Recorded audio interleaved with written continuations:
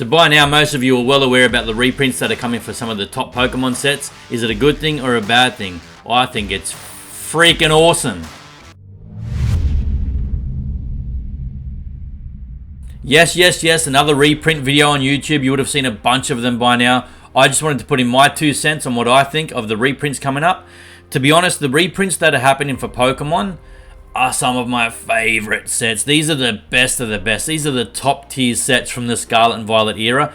I'm super excited about these reprints. I think it's a good thing. I think it represents potentially a good buying opportunity, although I don't know how big the reprints are going to be, and I think with the demand of the market at the moment, those reprints are going to be gobbled up real quick. So hopefully if I get some pre-orders in at the right time, I can pick some sets up at a pretty good price at MSRP potentially. We'll see, but I'm super excited. There is a small window of opportunity that this is going to present to pick up some of the strongest sets at possibly a slightly better price than what they're at now. Fingers crossed. I'm going to open these in order of release date. So Paldea Evolved was the second set from Scarlet and Violet. So let's look at that first. Paldea Evolved, probably I would say my favorite set so far as regular sets go from the Scarlet and Violet era. I understand that Surging Sparks is considered the best so far as booster box sets, but Paldea Evolved is one of my favorite, if not my favorite, regular sets. That aside, over the last year, this booster box is up 109%. The Paldea Evolved booster box, more than doubled in the last 12 months. Such a stellar set. If we go back 6 months, 63%, 3 months, 50%, and over the last month, which is not a great indicator, but still 16% in the last month, 16% growth. It did have a high back in late February, 231, and now it's sitting around that 221 mark. If we look at view more data, 225, 225, 224, 210, 225, consistently between 220 and 225 for the Paldea Evolved booster box. This is US dollars, right? This is around 350 Australian dollars right now. 350 Australian. I tell you what, I picked these up, when was it? I think it was less than a year ago. I'm sure it was less than a year ago. When you guys, hang on, let's go back a year. So when it was 105 US dollars, I paid about 90 US dollars. So I paid 144 Australian, okay? I picked these booster boxes up. I'm super happy with that because, like I say, these are 350 Australian dollars now, which means I'm up $200 gross margin on each of my booster boxes for Paldea Evolved. And I'm sure it was less than a year ago. I can't remember exactly when I bought it, but I love Paldea Evolved.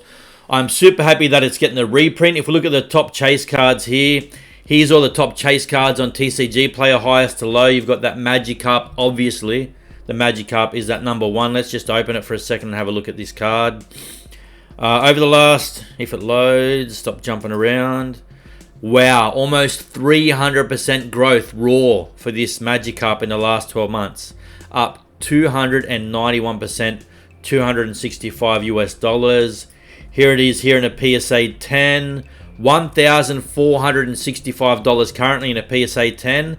You can see here there's just over 2,000 PSA 10s, almost 2,100 PSA 10s, almost 6,000 PSA 9s. Obviously a lot harder to grade in a 10. The 9s are $287 and the PSA 10s are almost $1,500. They're just so hard to grade in a 10, hard to pull in the first place and very hard to grade in a 10. This orange line here is the PSA 10s over the last 6 months. $577 6 months ago, guys. Almost tripled in value to around that $1,500 mark. $1,520 in late February and now $1,428. It's lost almost $100 just in the last sort of 2.5 weeks. But that's neither here nor there. Long term, this card is a stellar pickup. I really wish I had bought this, back in the day. But anyway, I'm not made of money and I like to buy booster boxes. So it is what it is.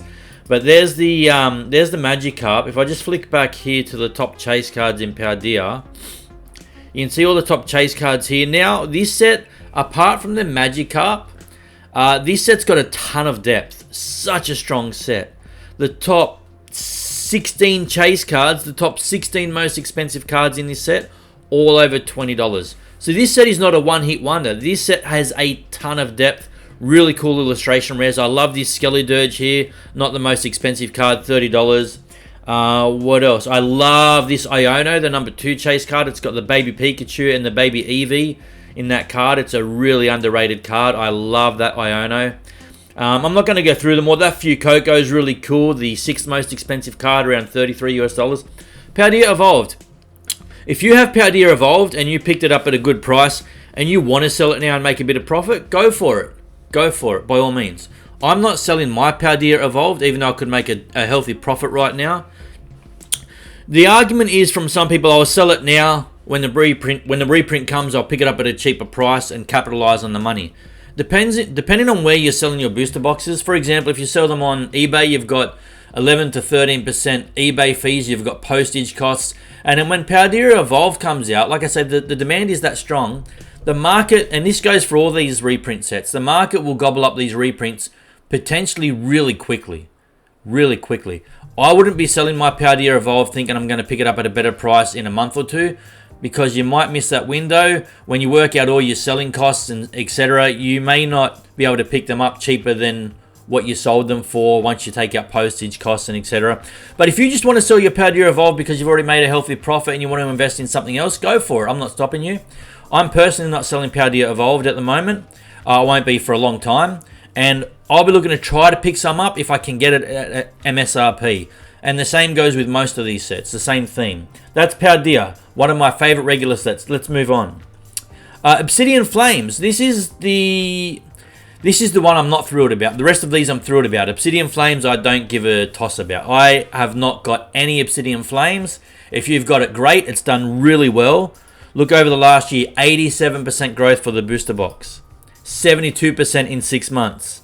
42% in 3 months. So don't let me tell you not to touch it, because the numbers contradict, in my personal opinion. The numbers are showing that it's a strong investment. So that's fine. If you want to pick it up, pick it up. Scarlet and Violet doesn't really have any terrible sets. Even the bad sets in Scarlet and Violet, in my opinion, are still doing pretty well. I don't think you can go wrong with Scarlet and Violet, especially at the moment in this somewhat of a bull market, right? So if you want to pick up Obsidian Flames, go for it. If you want to pick up more when the reprint comes, go for it. I'm just not interested in it. I'd rather put my money in the stronger sets. Over 1 month, it's up 4%. It's relatively flat on the month. But it's done really well for a set that I think is a dud set. It's done really well, guys.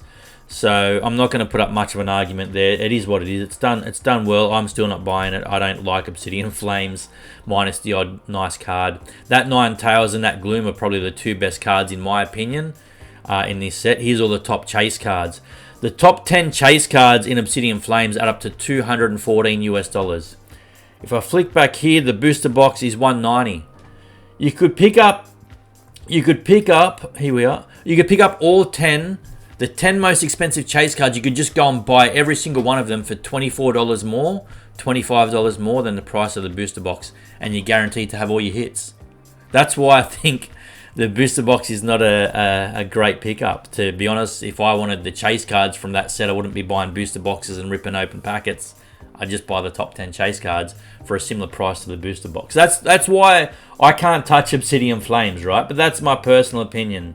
The top 10 chase cards in this set are $214. For Paldea Evolved, for example, the top 10 chase cards, if I flick back here, the top 10 chase cards in Paldea Evolved are $630 versus the booster box of $220. So the top 10 chase cards are worth almost triple the price of the booster box. That's why I think the booster box is good value. Let's move forward. Where are we? Here's the Ninetales.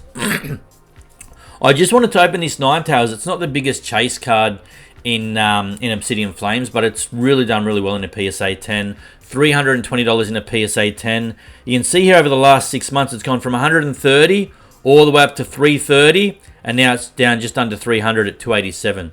In the last less than 2 weeks, this card's lost, what's that, like $45, $50 worth of value, something like that, in a PSA 10. So it's dropped off a little bit in the last couple of weeks. Still done really well over the last 6 months, but that's probably the coolest card from Obsidian Flames. That's why I had this page open to show you. I think it's the best card in Obsidian Flames, minus this card and maybe the Gloom. I just don't really rate Obsidian Flames. Let's just flick back. Obviously the Charizard, everyone loves Charizard. The Charizards are nice, but I'd just buy the card instead of the booster box if I wanted to. So that's Paldea Evolved. Yes, and Obsidian Flames. Whatever. But that's the first part of a 3-part series based around these reprints. If you want to see part 2, click here. If you want to see part 3, click here. Thanks for watching the chase card. See you, everybody. Bye.